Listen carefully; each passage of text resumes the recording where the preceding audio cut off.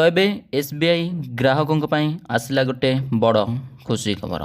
जदि आपणकर एसबीआई रे अकाउंट रही ताहले आपण मध्य ए खुशी खबर द्वारा पाई परिबे बहुत सारा लाभ माने कहवाकू गले टंका मध्य पाई परिबे। तबे कौन आसी अपडेट विशेष करी एसबीआई ग्राहक मानक पई जहाँ विषय मु डिटेल्स रे जणैबी जानिया पई वीडियोटी को निहाती भाबरे शेष पर्यंत देखंतु।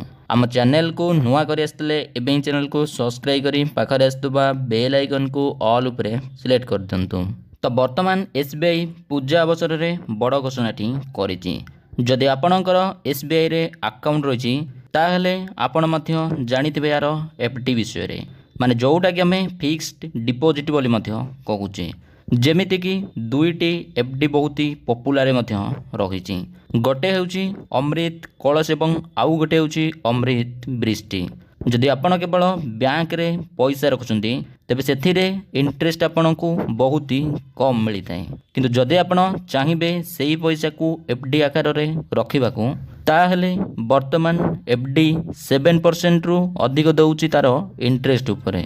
आपण एफडी रे पैसा रखी अधिक पैसा मध्य पाई परिबे।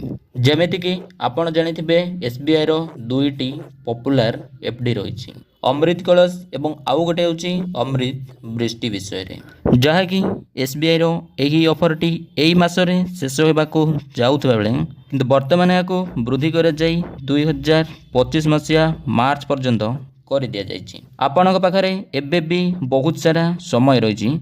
जदि आपण चाहिबे एफडी उपरे पैसा रखिया पई ताहले डेफिनेटली भाबरे मध्य रखि परिबे। ता सह अमृत कलश एफडी उपरे 4 दिन पर्यंत आपण आपनक पैसा को मध्य फिक्स्ड रखि परिबे। माने 400 दिन रे आपण जेतिक भी टंका रखिबे तार 7.10% रो इंटरेस्ट मध्य पाई परिबे। सेही बळी जदि आपण अमृत बृष्टि एफडी उपरे 444 दिन पर्यंत आपण आपणक पैसा को मध्य रखि परिबे। माने अमृत कलश एफडी उपरे आपण 400 दिन पर्यंत पैसा को फिक्स्ड आकार रे रखि पारुतले किंतु अमृत बृष्टि रे आपण 444 दिन पर्यंत पैसा को मध्य एफडी आकार रे रखि पारिबे, जोटा कि 7.25% रो इंटरेस्ट मध्य आपण को प्रदान करिथाय।